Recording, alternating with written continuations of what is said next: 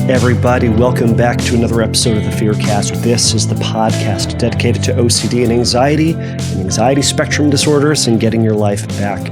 I'm your host, Kevin Foss, and I'm a licensed therapist specializing in OCD and anxiety spectrum disorders. I think I've said that enough. Anyhow, thank you all so much for joining me for this episode. For those of you who are new, this is a question and answer based podcast. You can send me questions and I will read them, consider them, and likely put them up on a future episode, as I am doing today. So if you have a question, go over to fearcastpodcast.com. You can send me a message over there by clicking on the submit a question link. Now, of course, you can also go to Instagram and send me a question there. You can also send me a question, an audio question, which I think Instagram is the easiest way to get that to me. So go over to Instagram, send me a DM. I'm Fearcast Podcast, all one word over there, and put in your question, or send me a DM, press the little microphone button, record your question. It gets to me. I will download it. I will upload it, and then I will answer it. So today is not an audio question, but by the way, audio questions go straight to the top of the list. This question that I'm going with today is coming from the archives, but is a text question, and they will get answered eventually. So here we go with it. Well, I'm going to answer this question eventually, but Phil sent this one in a while ago about sexual orientation OCD. I think it's a great question. It lends itself to a lot of, there are a lot of common similarities that I hear with some of my clients. And some of the stories that I've heard about, the experience of having sexual orientation OCD. And he's also doing some great things to challenge these doubts and challenge these fears. So we'll address those as well. Man, I just came out of a session with a client, and I'm exhausted. This is the fun part about being an OCD and anxiety therapist, is you get to kind of do fun things and get to think outside of the box and do weird things. It's stuff that's not like, sitting in the chair and just kind of talking about your feelings, which is important stuff. But like, we get to get up and do things. So I got to set up an obstacle course full of various like clothing items, and we jumped over them. We kind of like hopscotched as it were over each of them, and then came back, and then we took big steps over it, and then we came back, and then we hopscotched again, and it was exhausting. Now, by the way, the person who I suggested this to, like, you could see the anxiety welling up in them as I'm just describing this, and they're like, no, I'm not going to do it, but they did it, which is huge.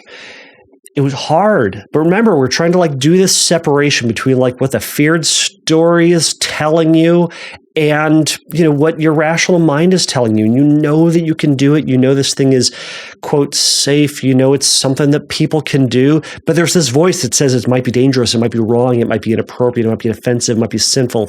Fill in the blank with whatever the thing is. And they did it anyways. And at the end of it, you know what we were saying? It was kind of fun. Actually wasn't that bad. But man, I didn't realize I was so out of shape. You do all those like bunny hops, like just hopping over stuff. You do that for about 20 minutes, you're tired. So, man. So I did get some silly looks from some of my suite mates, the folks in the office, kind of just walking out of their office and seeing like a trail of like shoes and shirts and jackets and stuff and going, Kevin does weird stuff. So either way, it was a fun day, but man, it is exhausting. So, anyways, with that out of the way, I think my breath is coming back, but either way, anyways, I hope everybody's gearing up for Chicago this summer. I'm about to book my flight and book my hotel, so I'm going to be there as a civilian. I'm not talking this year, so I'm just going to walk around wearing t-shirt and jeans and not have to look professional. Hopefully, I'll be on my best behavior, but I hope I will see some of you there. If I do, awesome. If I don't, that's okay. There are other people to see. But why don't we just jump right into this question from Phil, and then I'll go into my answer to it. So, Phil says, hi, I struggle with severe anxiety in what I believe to be sexual orientation OCD. I've been in a relationship with girls for a total of 9 of my 27 years, and suddenly, in 2020, I got a panic attack and completely changed my life. I started having scary, unwanted thoughts that I couldn't handle. At first, they were about suicide, and after that, After that, thoughts of killing people in my family, really scary thoughts. And later, they turned into sexual orientation thoughts. And they're causing a ton of anxiety every day, and I can't get out of it. I hear regularly words that I connect to being homosexual. It could be quote, are you coming out to the party tonight? Where quote, coming out connects to being gay. It could be more stretching my inner voice. Stretching and my inner voice saying, "You're bending over, huh?" Right, that accusational statement that anxiety sometimes does. It could be me making vegetables and in my inner voice saying, "You'd like this to be somewhere else, wouldn't you?" It's a daily fight against the inner voice, and I have daily anxiety that makes me feel very low on life. Any chance you could help me get out of this? And then you go on to say, for your information, I've tried to expose myself to more gay people. I've always been a little uncomfortable around men that are homosexual. And as soon as I see someone that looks good, my mind screams, you want him, wouldn't you? So they say it's almost fascinating, but it's also so annoying and makes me not want to be on this planet anymore. Thanks for your help. Best, Phil. So Phil, thank you so much for this question. I'm so sorry that you are having to go through that. These thoughts can be such, I'm preaching to the choir here. These thoughts can be such a pain and overwhelming and scary. I know as you're kind of explaining it, it feels lighthearted, or it feels, there are parts where you're going, where it almost sounds, where it could be silly, but it's terrifying and it's overwhelming, and it takes control over your life. So I appreciate you taking the risk and being so generous to share this story with all of us, and hopefully my answer will help. But let's just kind of go through this. There are a couple of things that you said that I want to kind of jump onto, let's just start with this. First off, sexual orientation OCD is a taboo obsession, meaning that it's a thought, it's an obsession that feels dangerous somehow. Like we're not supposed to have these thoughts, talk about these thoughts, experience these thoughts, right? These aren't things that we have in polite society. We certainly don't talk about it, right? So the fact that you're having them makes it even worse, right? Because now you've got these thoughts. Now you can't talk about these thoughts, and you go, "Oh, these thoughts aren't ones I'm supposed to have." So we shove them down. But what happens when we try to shove down a thought, or a thought feels uniquely dangerous to us? It gets amplified, right? It's the exact effect of the "don't think about the white elephant" or pink elephant, or whichever one you want to think about, right? Don't think about it, whatever it is. It just amplifies it, right? So taboo obsessions are certainly amplified or motivated by cultural, social, religious, or just kind of like personally dangerous messaging, right? These topics are somehow bad, and if I have them, if I engage with them, I experience them, and much less if I even do them, there's going to be all these terrible consequences. Now, before I get into this, what I also want to say, so when it comes to sexual orientation obsessions, one of the side effects, or one of the problems with being a therapist, is that I'm not psychic. I don't know your story, Phil. I don't know you, right? I really would encourage anybody who's having these thoughts, and while I do appreciate the questions, and it gives us stuff to talk about here on the podcast, if you have these questions and these doubts, I'd encourage you to go see a therapist, have an assessment, talk about what's going on, so they can get to know you and the fullness of your life and the fullness of your experience, because they're going to have a better idea about what's going on. Phil, all I know about you is what you sent me. And so I don't know what's going on in your life, right? There can be a lot of folks who will come in and say, here's my story. Then they'll say, am I gay? Or am I straight? I think I'm straight. What do you think? You tell me. I don't know. What I do know is that you have an obsession about your sexuality. That is what I know. And that's the best I can go with, right? OCD has latched itself onto this story and has said and it feels as if it says something about you. My job in this isn't to decide whether or not you are straight, gay, bisexual, or otherwise. It is to say, here's an obsession that is overwhelming, that is taking time out of your life, that is making you uncomfortable and scared and destroying things that you love about your life.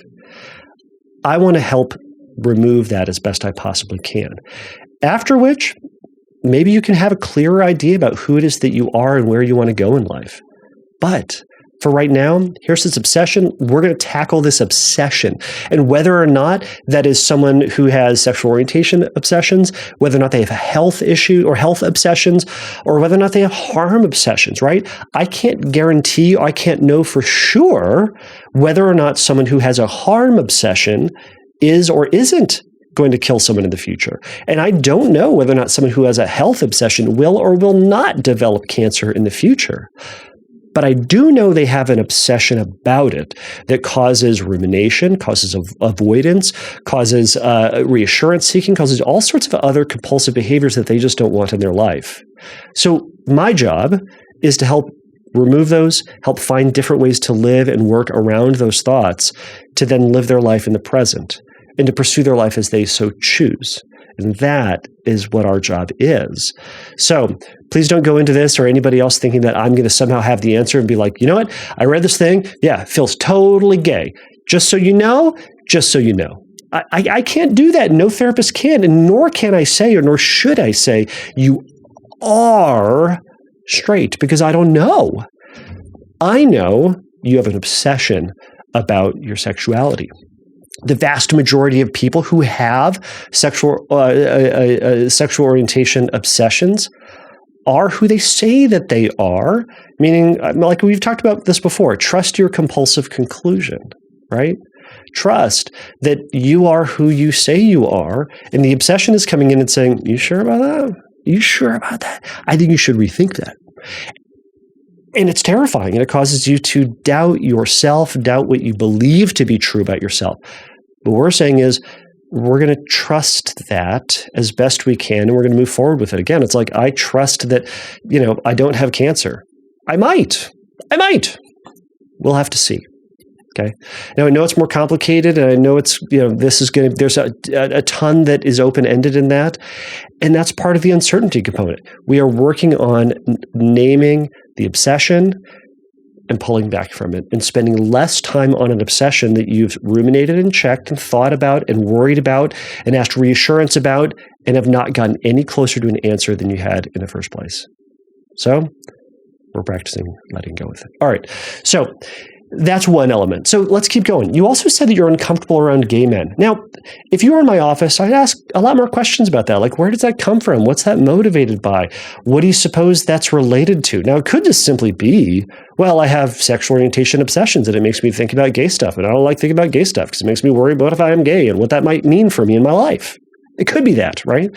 But some of this is around the messaging that we hear about being gay, homosexuality in general, whatever it might be. And sometimes it's this belief that just simply being around gay men is like this slippery slope somehow to being gay, or that being friends with or friendly with gay men is this slippery slope, right? Now, that's not true, by the way. I've been around plenty of gay men, and I am not, as far as I know, gay. But sometimes there can be this messaging that either comes from all these weird places, again, culturally, religiously, socially, familial, or just from nowhere. And it just makes this suggestion that if you're around gay men, you could be gay. That's like me saying, if I hang around a bunch of basketball players, I could be a pro basketball player. It doesn't work that way, but it somehow works for this, right? Or if I hang out with a bunch of oncologists, I either will become a doctor or I will develop cancer. Either way, I'm not quite sure how that one would work. But it's this kind of magical thinking component. Now, I'm wondering if this fear about kind of this feared messaging is that the gay community somehow, again, is dangerous, right? Or the taboo thoughts suggesting you want something that doesn't reflect who you are deep down. So the anxiety is there to alert you to the thought, right? Alert you to this potential, quote, danger. So when you're around, gay men, gay women, lesbians, I suppose, or however anybody is identifying, to say this is dangerous, and the alert goes off, right? Now, that's that feeling that we're trying to tackle, and that we're trying to practice being in and letting the sirens go off and showing our body and our brain that this is still safe, that you are still safe, that the process of being around gay people is safe, even though there's this voice in your head that it's not. Okay. Now, to that end, I really want to commend you. You said, let me go back to it. You said, I've tried to expose myself to more gay people. First off, okay, I'll just stick with that, because then you go on into how you're somehow afraid of being around homosexual men, gay men. All right. Simply being around the gay community is a great exposure. Okay. So not just being around them and like using them as props, but like getting to know people who are gay, asking them about their life, talking to them about stuff they're interested in. What's their job? What do they like about nature? I don't know, just questions, right? What research has shown is that stigma reduces when you approach the person or item or object or situation that is stigmatized. Right? This fear or this worry or this judgment starts to reduce when you surround yourself by that person or people or places, etc. Right? When we get to know people who are in the gay community, we start to learn that they're just people. They're just like everybody else, and all those questions or preconceived notions or anxieties can sometimes start to reduce when you do that. And that's a great way. A great simple way to do an exposure, right? They're not these wild out there exposures of having to write these deep and crazy scripts. You're not out there watching gay porn for hours, right? Which are some of the crazy exposures that we talk about and we've sometimes done.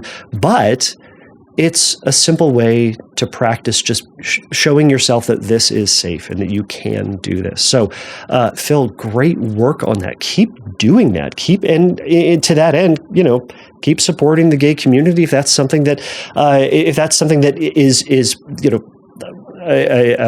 what am I even trying to say? If that's something that you're able to do in a reasonable way in your life without having to, put on hold or stop your life or kind of go crazy with things, but get to know people in the gay community. It's a great way to work on this. All right, so here we go. I'm going to get emails about that. I'm confident about that, but you know what? I'm not gonna go back on that.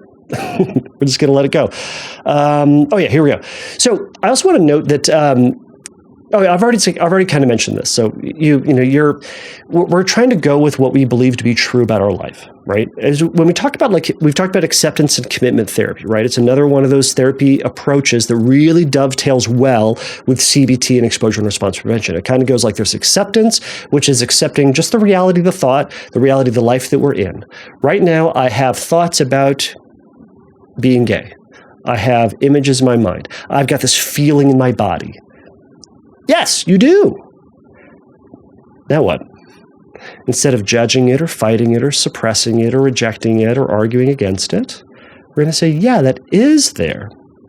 Now what? Now what do you do with your life? That's the commitment piece. It's moving forward into the life that you want. You've said, I'm assuming within what you've said. You said you've been in a relationship with girls for 9 of the 27 years. Okay, so ostensibly you're saying, I identify as a straight man.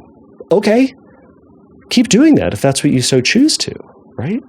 What sexual orientation tends to do is it causes that to be in question, right? It says, you think you're straight, you identify as straight, but what if you're not?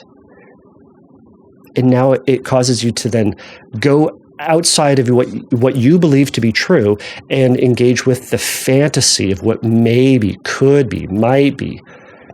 And the more that we play with that imagination, the more anxiety can be produced and the more fear we have about it. Okay?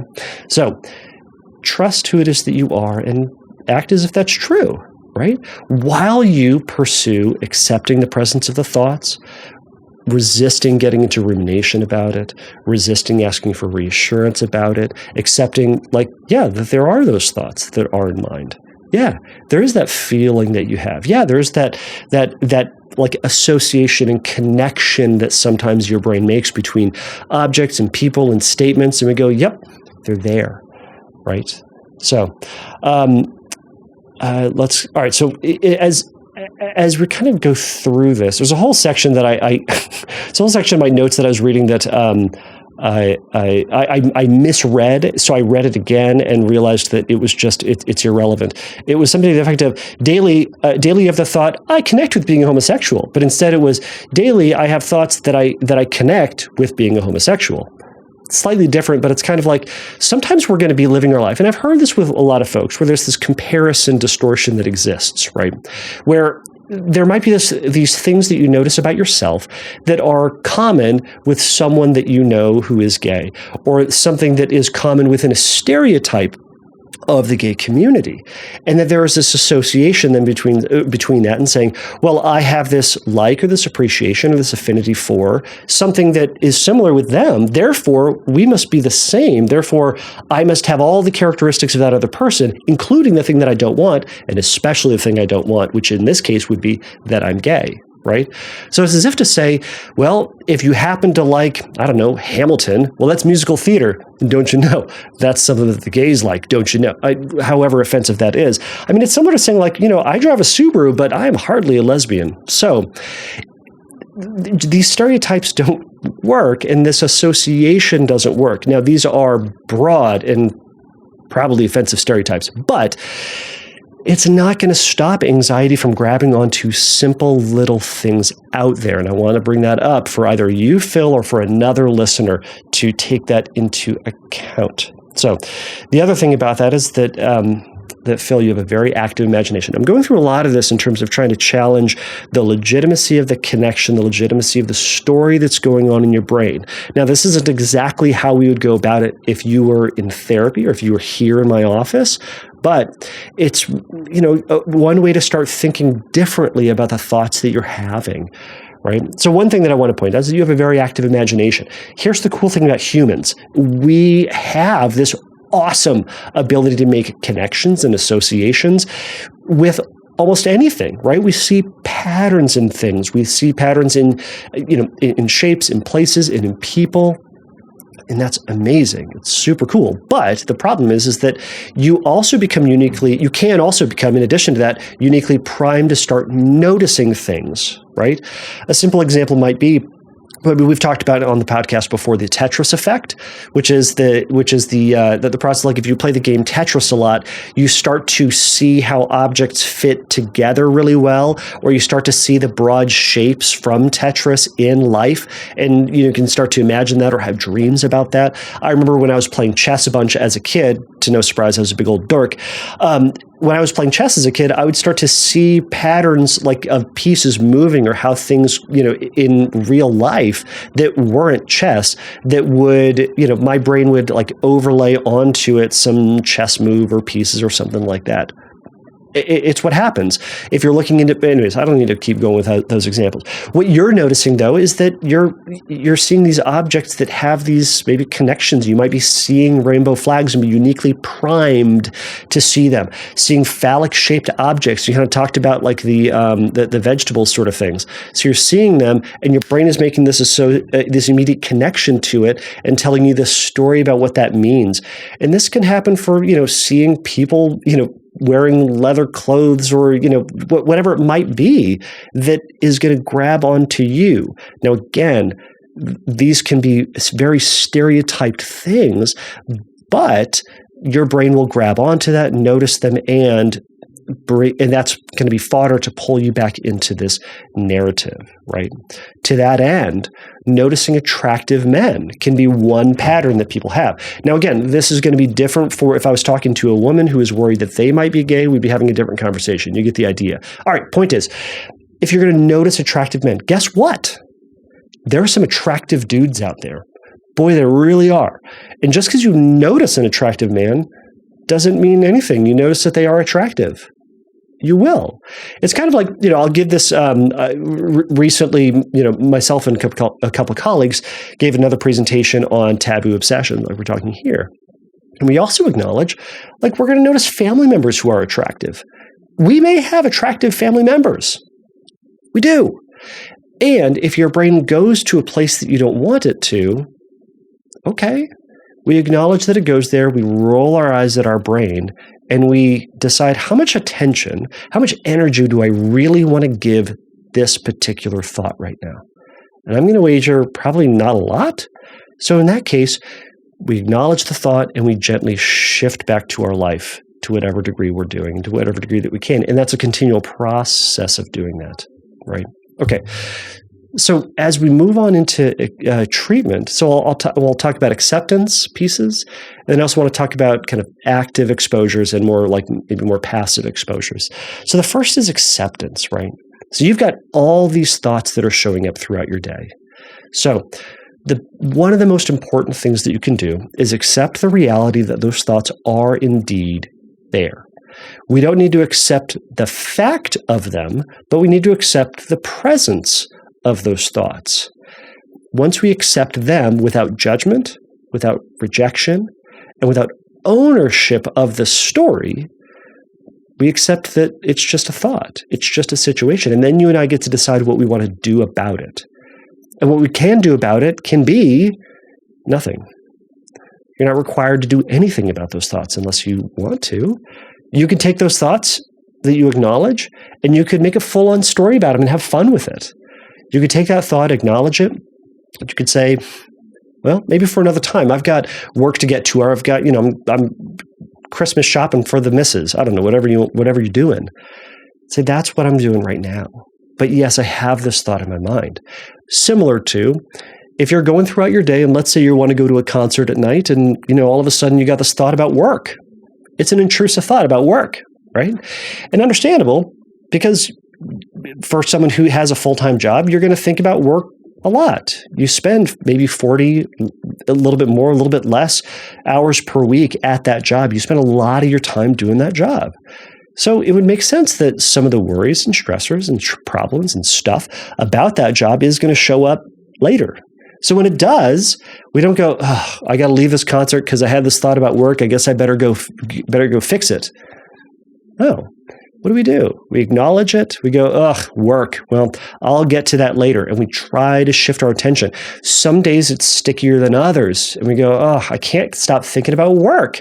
And we go, yeah, it's frustrating, but we still keep doing what we're doing as best we can. We stay at the party. We keep watching the movie. We stay on the date. We keep playing with our kids. We're doing what we do, and we keep bringing it back as best that we can, right? So it's the same concept. It's the same general process that you already do, I'm willing to bet. We're just reapplying that in this situation, right? So now in the process of acceptance as well, we're not trying to convince ourselves not to emotionally feel anxious, right? The acceptance process is not to prove that you're not anxious or prove the thought or accept it to the point where it doesn't bother you. It may still bother you, and that's okay. We're allowed to have that anxious feeling, but we're not giving it credence, credit, conversation, energy. We're acknowledging it, and we're moving on as best we possibly can onto something else. Okay? So if the expectation is if I accept this just the right way, then I'll feel better, that's a compulsion. All right? So we have this acknowledgement, and we re-engage with life as best we possibly can. Now, you could also practice some acceptance statements. I have an example here, and it may not be perfect, and there might be things that you could tweak about it because some stuff may be compulsive for you, but that's the purpose of going through therapy and talking with your therapist about what's a compulsion for you, what's going to be problematic for you, okay? So you could say something like this as you kind of live your day, and you pull stuff out of this that may be helpful, that may help you have space for the presence of these thoughts. So I wrote down this as an idea. It says, right now, I have a fixation on my sexuality, men, sexually charged content, and the gay community at large. I'm afraid that it says something about me, but the fear is the product of my OCD. The feeling of anxiety does not make something true or false. I do not believe that it is, or I do not believe this to be true about me. And I have to accept that right now, for whatever reason this thought is in my head. I will accept without judgment or conclusion the presence of the content of the thought, but I do not have to accept the truth of the thought. I will continue to live my life as desired, knowing that the thoughts will come and go, and that I'm free to pursue my expressed desires, attractions, and goals despite the thoughts and anxiety. So to whatever degree that sort of mindset can help to help kind of give permission to have those thoughts, right? Because if you can be in this place where you can say, I'm allowed to have anything pop into my head, anything, good, quote, good, bad, or otherwise, and that it doesn't have to reflect, doesn't have to mean anything about you, but that you get to decide if that's something that does reflect you or not, then we're free to have a thought and to move on however you want to. So that's what's really important about acceptance and what's freeing about acceptance too. Because if you can also accept the reality that we're allowed to have thoughts whatever we want them to be, but they don't have to be dangerous, or they don't have to be they don't have to reflect this trueness of us, then who cares, right? Then there's no reason to beat ourselves up or to judge it or to fight it or to shut it down, because if it's neutral, it's neutral. It's not bad. It's also not good. It's neutral. Okay, so some more passive things that you can practice. We've talked about the maybe I will, maybe I won't phrase, right? Maybe I will want to do that. Maybe I do want to come out tonight. Maybe I don't.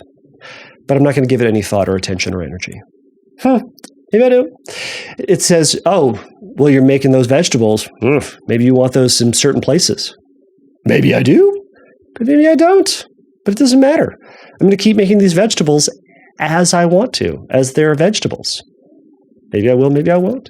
So you can practice that. Now, you can also lean into that a little bit further if you want to, and you can kind of play with it. You can say yes to that and make up a fun story about it. Yes, I do. And we've talked about the yes and concept that's often found in improvisational theater, right?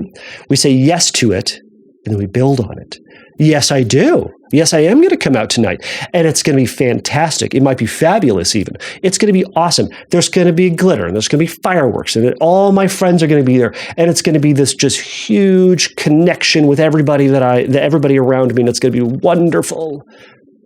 You could say that, and it tends to diffuse the situation because now you're not fighting against it. You're having fun with it even. You're playing with it, and it can be anything, as silly as you want, as big as you want. Have fun. Go nuts with it, right? So now those are two kind of things, right? The maybe I will, maybe I won't. That's kind of a neutral stance. I'm not going to engage with it, right? The yes and is kind of in that moment when the anxiety naturally arises. Well, we're going to say, fine, sure, this is true, right? I talked about this in terms of like, if my kid comes up to me, this is my Cookie Monster example. My kid comes up to me and says, Dad, you're Cookie Monster. I'm not going to go like, no, I'm Dad, you're grounded, right? I'm going to go like, yep, I am Cookie Monster, rah, rah, rah, rah, rah, rah, rah, right? That's how we would play with kids, right? So, and I wouldn't take what my kid says seriously in that sense. He's not coming up to me and like definitively saying, Father, Kevin Foss, you are the Cookie Monster. You are no longer who you thought you were. You are now Cookie Monster. I don't go, oh my gosh, maybe I am. This is a big existential crisis. I need to call my parents. Have they been lying to me the whole time? I am indeed Cookie Monster. The Jim Henson Company is going to have some questions about me, right? I'm not going to do that. I'm going to say, yep, I am Cookie Monster, rah, rah, rah, rah, rah, rah, and be a ridiculous human, as I sometimes am. All right, so lastly, the active exposures you can do. So I've already addressed it. I'm really excited for you to try to get to know more people in the gay community, right? So keep doing that. You can also lean into it by writing scripts. Now, the scripts that you can write, the purpose of them, again, is to write this story that sounds really scary, that amps up the anxiety. And you do them not when you're already anxious. You do them when you're calm. So you step into the anxiety, right? That's when you're choosing to say, I'm going to do and think this thing that feels really scary in order to practice not doing compulsions. So the idea is to write this story that would include elements that make you feel anxious, components that amp it up. And then you're going to do nothing about it other than to say, yep, I have that feeling. Whew, it feels bad. But I know this feeling will pass, and I can be okay with this feeling too. So the stories can be whatever you want them to be. Now, oftentimes you'll hear us talk about scripting by saying we're going to write the worst case scenario. It's going to be awful. right? It's going to be, you realize that you're gay, you come out, everybody in your life rejects you, and you get kicked out of your house, and you get kicked out of your job, and you have to move to San Francisco, and you have to be and do and all sorts of stuff that you just hate, and you live the rest of your life as this gay man. Oh my gosh, how terrible, right? We talk about that. You can also simply write a script that you say, you come out and everything's great, right? Your family accepts you. Nothing happens at your job, right? You now get a parade for yourself. You get a whole festival. You get a whole month for you.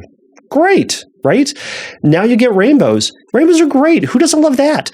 Then you find someone, you fall in love. You create this whole life for yourself, right? It could be that story too. Now, that story in and of itself might be more anxiety provoking for you, because sometimes we expect there to be this rejection because internally you might be rejecting this thought too. But what if it actually worked? What if it was good? Now, again, this is going to be different for different people. So this is the creative component of it. So you can do whatever you want. But I'm just throwing out some ideas, Phil, for you to give a try. So I hope today hasn't been too offensive or too stereotyped. But you know what? OCD doesn't care. And sometimes we have suggestions or thoughts or need to go into this to disprove the thought, right? We're going in and we're trying to disconfirm the fear. We're doing the thing, engaging with the thought, doing the action that triggers the worry, because think about this. There's one way to think about this, is putting it to the test, right? So if whatever your compulsion is the safety mechanism. It's to prove that you're not. It's to make you it's to put you in a safe place. If we were to disconfirm that association, right, that this thought is dangerous, and if you don't do anything about this thought, the danger will occur, right? So we're pulling out the safety behaviors, the compulsions, and then we're letting the story play out. So ostensibly then, if you don't do something about the obsessions, you're going to, quote, turn gay, you're going to discover that you are, you're going to learn this new thing about yourself. Well, let's do it. Let's give it a try. We're going to pull back on those compulsions and we're going to see. We're going to wait. We're going to see how long it takes, right? Is it just one kind of gay thought without a compulsion? And then like tomorrow morning you realize you wake up and you're like, I'm super gay. Or is it 5 years from now? Well, then I guess you can have a lot of thoughts, but 5 years from now, I guess we're going to have to wait. And the exposure then is to the feeling of uncertainty about that future, about when it's going to happen. But we don't know when it's going to happen. And we're sitting with making space for that uncomfortable, uncertain, unsettled, what if feeling. And that's what we're trying to do. But in that, we're trying to prove that you can handle that feeling. You can have your life and date and marry and do whatever you want. And have that uncertainty. And we're going to see what happens. We're going to see how things shake out. But we're going to prove that you can handle that and that feeling is survivable and that the worst case scenario is really unlikely to happen. It really is. So, Phil, I hope this was helpful to anybody else out there listening. I hope this has been helpful for you. So until next time, everybody, take a risk, challenge yourself, and don't take your brain too seriously. Bye. Thank you for listening to the Fearcast. If you would like your question answered on a future episode, please click on the Submit a Question link at fearcastpodcast.com. If you would like your question answered sooner, please send me a recording of your question to questions@fearcastpodcast.com or by sending me an audio message through Instagram by DMing me at fearcastpodcast on Instagram. If you like the Fearcast, please write a review on your podcast platform of choice. Please remember that the Fearcast is not a substitute for psychotherapy. If you need a little bit of help in your recovery, please go over to fearcastpodcast.com and click on the Find Help link, and there's going to be some information for you there. So until next time, take a risk, challenge yourself, and don't take your brain too seriously.